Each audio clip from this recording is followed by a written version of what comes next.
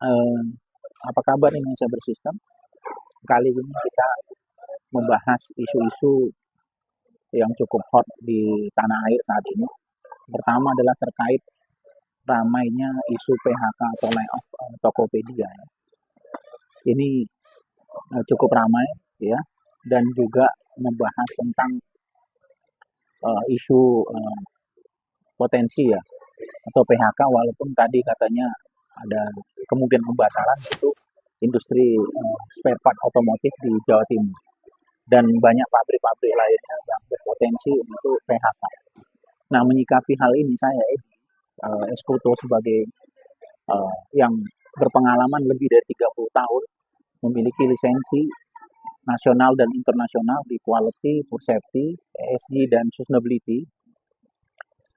Tentunya kita prihatin kondisi ini, tetapi di balik keprihatinan itu harus strategi-strategi yang bisa dijalankan. Menurut saya adalah kita jangan pesimis, ya, tapi dalam hal ini semua terkait, pihak-pihak terkait juga harus ikut memikirkan, eh, termasuk dalam hal ini pemerintah yang menghasilkan kebijakan-kebijakan lebih pro lagi untuk ke industri, kemudian memiliki kebijakan-kebijakan yang pro terhadap kemajuan industri, dan juga terkait dengan clean government, kebijakan yang bermanfaat langsung ke sektor real. Nah, situasi ini juga kita juga turut bergembira juga ada beberapa pabrik baru yang diresmikan dan ada juga produk-produk yang ekspor ke luar negeri.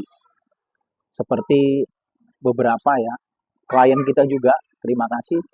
Ini klien kita ada di Semangke, Medan, Etiap dari Turki, produsen sabun yang besar ya masuk ke Indonesia dengan investasi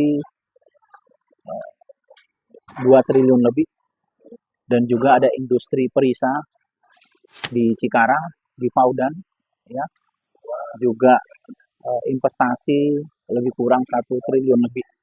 Nah, tentunya ini mempunyai harapan juga untuk Indonesia membuka lapangan kerja dan juga eh, tentunya menghasilkan produk yang bisa diekspor ke luar negeri ataupun untuk pasar lokal. Nah, kembali ke strategi yang saya sampaikan tadi, beberapa strategi yang harus dijalankan adalah satu, di industri, tingkat industri atau perusahaan harus memiliki sistem yang baik dan diakui global.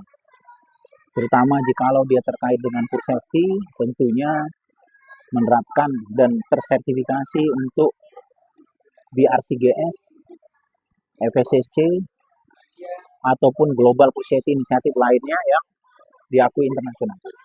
Ya, saya sendiri merupakan pengalaman di lisensi salah satu certified trainer dan auditor untuk FSSC dan BRC. Ini merupakan standar yang harus dimiliki oleh food industry. Jikalau untuk non food ada banyak yang harus disertifikasi, misalnya ISO 9001 juga, 14.000, 45.001. Dan yang paling penting juga adalah memiliki izin untuk ekspor ke negara-negara yang potensial besar. Salah satu Amerika yang merupakan salah satu ekspor potensi besar itu mempunyai FDA registration. Kalau ke China mempunyai GACC certification ataupun terkait dengan regulasi destinasi negara manapun. Ya, tentunya strategi ini harus dibarengi juga ya terkait dengan sistem yang baik, personel yang terlatih, kemudian tentunya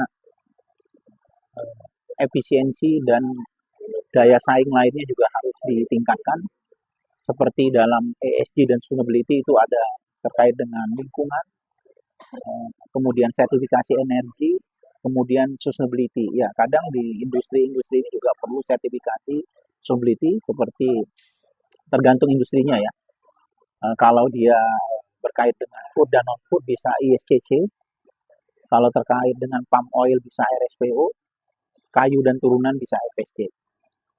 Ya, jadi harapannya juga sistem ini bukan hanya bersertifikat juga, tetapi menjadi suatu sistem yang baik yang bisa menghasilkan efisiensi, quality, keamanan pangan, dan sustainability di perusahaan.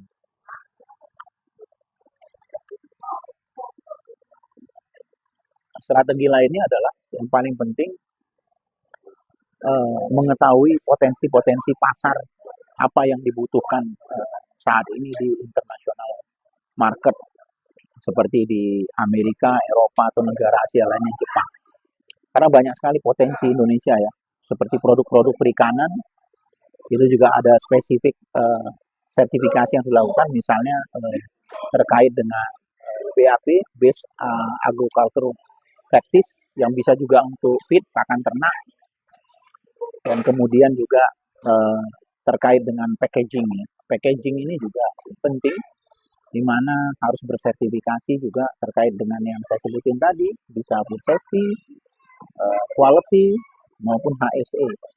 Ya, mungkin itu beberapa yang bisa strategi yang harus kita laksanakan, tetap semangat buat Indonesia, karena di balik kondisi saat ini tentunya ada peluang-peluang lain yang harus kita berpikir out of the box, ataupun strategi-strategi yang baik. Tetap semangat buat Indonesia, jangan pernah lelah buat Indonesia. Sekali lagi saya Edi, 30 tahun berada di sistem, baik nasional maupun internasional. Siap untuk mendukung Indonesia maju, terutama dari sisi sertifikasi sistem yang diakuin global maupun registrasi yang diakui global. Demikian dari saya. Maju terus Indonesia bersistem.